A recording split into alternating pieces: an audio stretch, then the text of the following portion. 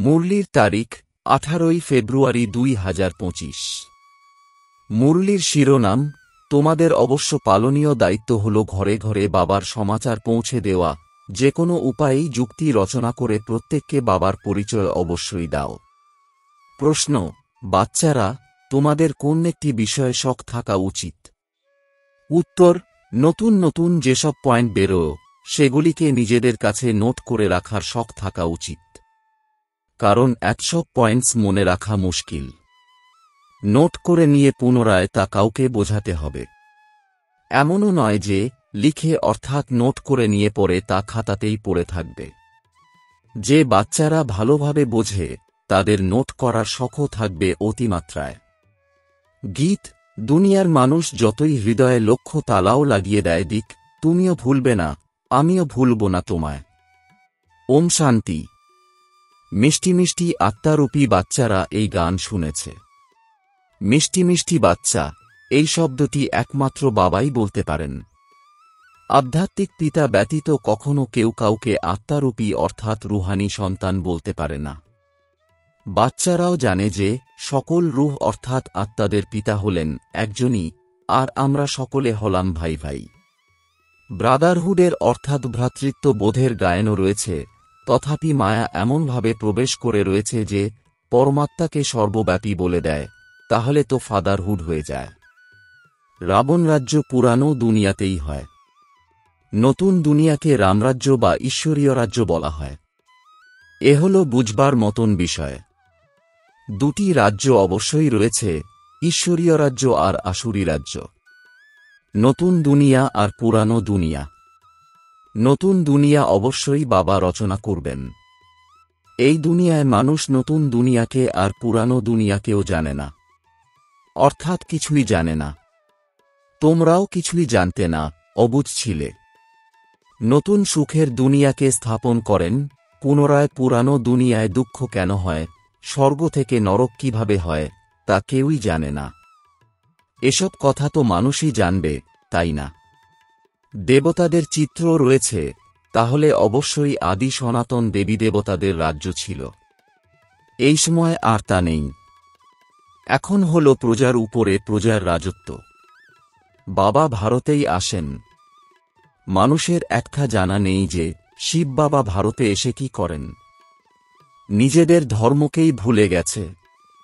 তোমাদের এখন ত্রিমূর্তি আর শিব বাবার পরিচয় দিতে হবে। ব্রহ্মা দেবতা, বিষ্ণু দেবতা, শঙ্কর দেবতা, পুনরায় বলে যে শিব পরমাত্মা এক নমঃ। তাহলে বাচ্চারা, তোমাদের ত্রিমূর্তি শিবেরই পরিচয় দিতে হবে। এমনভাবে সার্ভিস করতে হবে যে কোনোভাবেই তারা বাবার পরিচয় যদি পায় তবে বাবার উত্তরাধিকার নিয়ে নেবে। তোমরা জানো যে আমরা এখন উত্তরাধিকার প্রাপ্ত করছি। আরও অনেককেই উত্তরাধিকার নিতে হবে। আমাদের উপরে দায়িত্ব রয়েছে যে ঘরে ঘরে গিয়ে বাবার পরিচয় দিতে হবে, বাবার জ্ঞান প্রদান করতে হবে।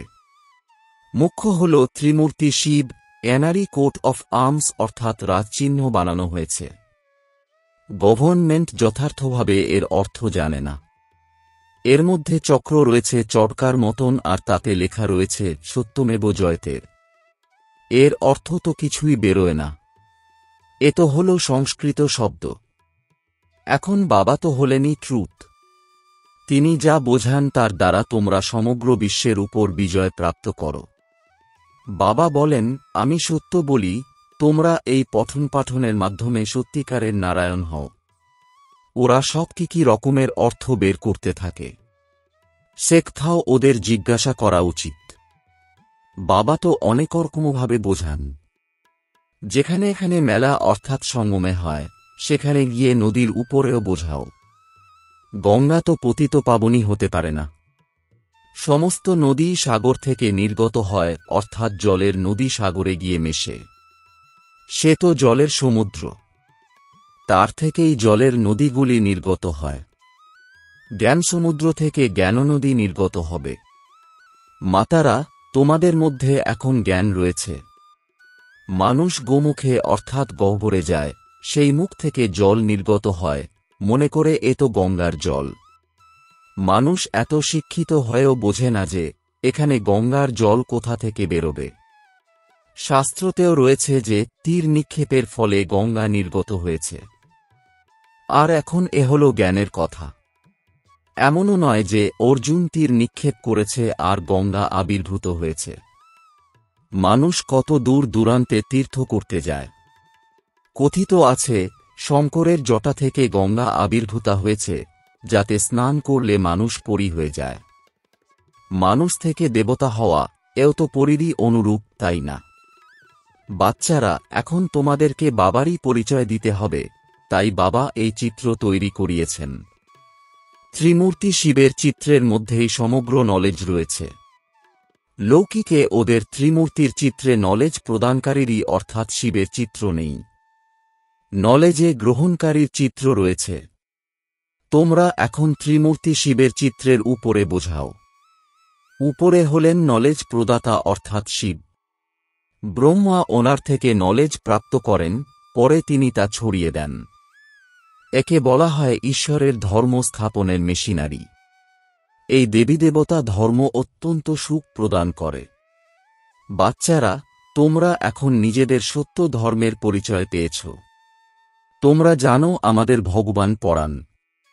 তোমরা কতই না খুশি হও। বাবা বলেন, বাচ্চারা, তোমাদের তো খুশির পারাবার পাওয়া উচিত নয়, কারণ স্বয়ং ভগবান তোমাদের পরাণ। ভগবান হলেন নিরাকার শিব, কৃষ্ণ নয়।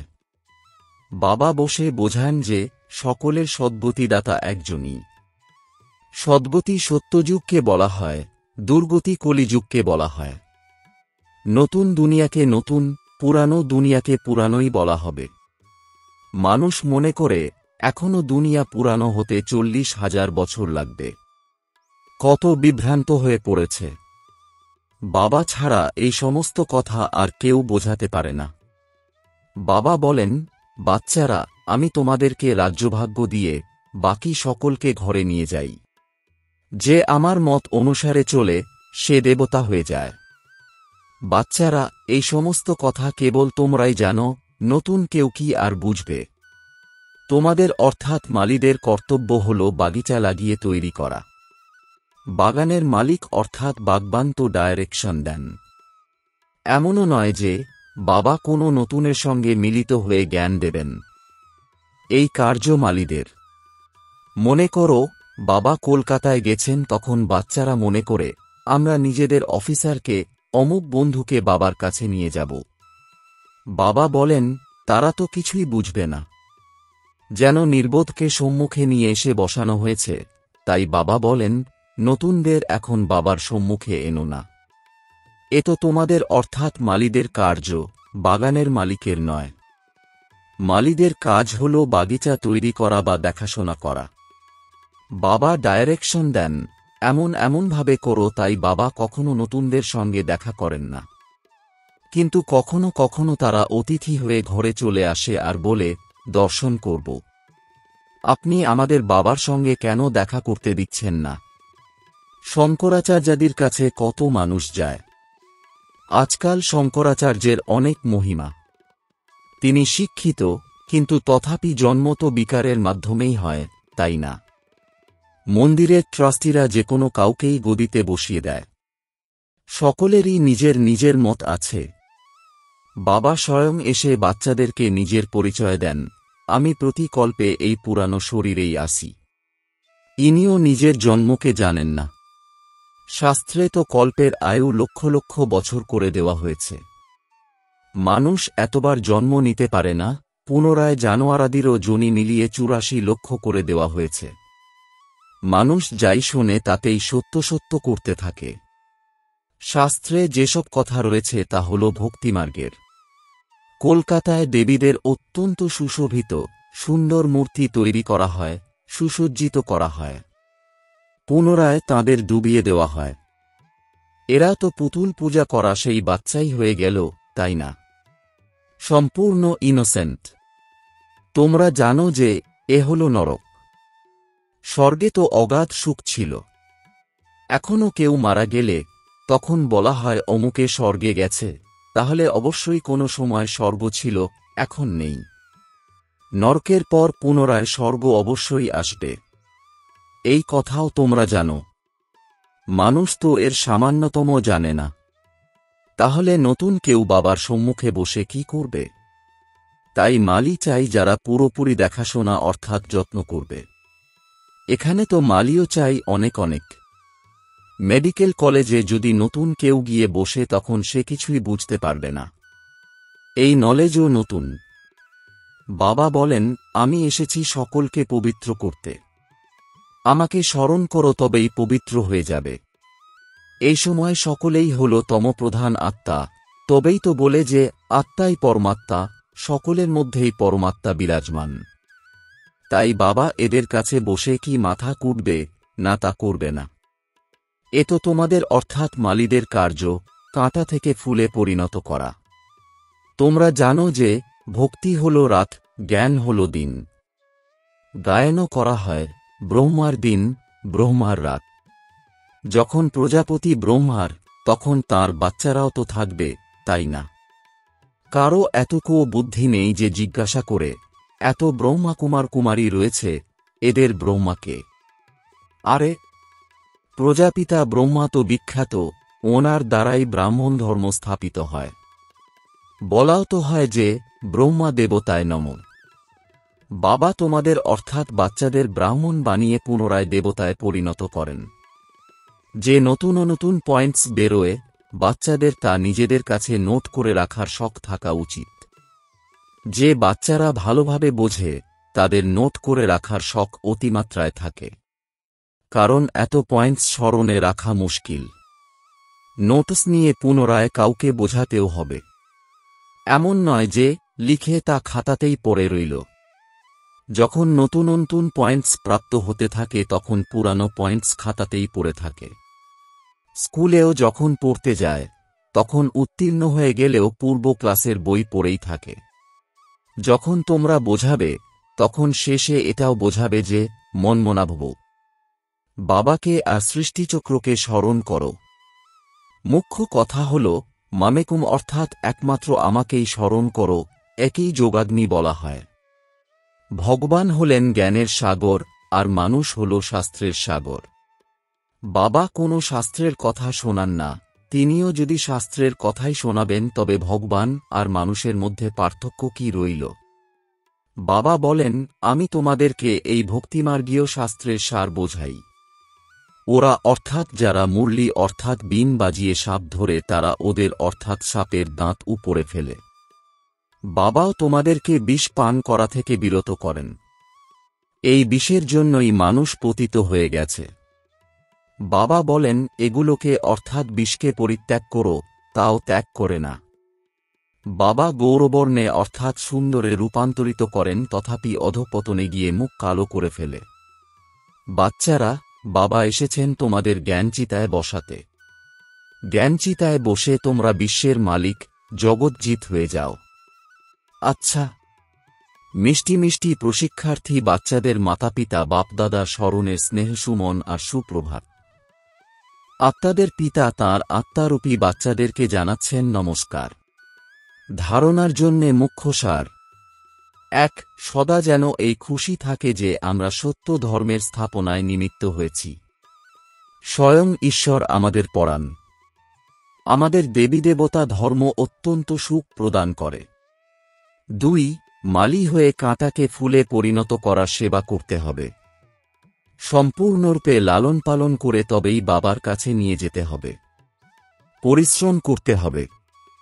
বরদান: পুরানো দেহ আর দুনিয়াকে ভুলে গিয়ে বাপদাদার হৃদয় সিংহাসনাসীন ভব। এর বিস্তার: সঙ্গমযুগী শ্রেষ্ঠ আত্মাদের স্থান হলই বাপদাদার হৃদয় সিংহাসন। এরকম সিংহাসন সমগ্র কল্পে আর প্রাপ্ত হবে না। বিশ্বের রাজত্বের বা স্টেটের রাজত্বের সিংহাসন তো প্রাপ্ত হতেই থাকবে, কিন্তু এই সিংহাসন প্রাপ্ত হবে না।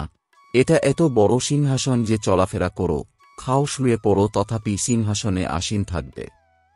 যে বাচ্চারা সদা বাপদাদার হৃদয় সিংহাসনাসীন থাকে তারা এই পুরানো দেহ বা দেহের দুনিয়ার থেকে বিস্মৃত থাকে। একে দেখেও দেখো না। স্লোগান: পার্থিব জগতের নাম, মান, মর্যাদার পিছনে ছুটে বেড়ানো অর্থাৎ ছায়ার পিছনে দৌড়ানো। ওম শান্তি।